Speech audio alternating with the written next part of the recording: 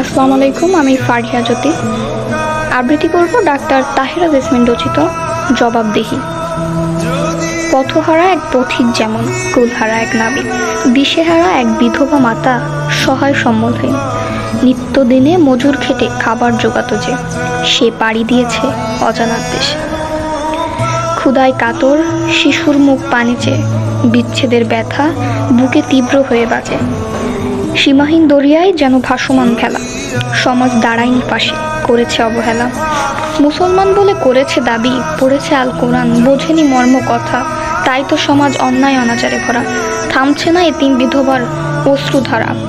অর্থ সম্পদ ব্যক্তি স্বার্থ নিয়ে মেতে আছো দুনিয়ার রঙ্গরসে। ধনী গরিব নিঃস্ব হলেও মানুষ হিসেবে গণ্য, একদিন সবাইকেই দাঁড়াতে হবে জবাবদিহিতার জন্য।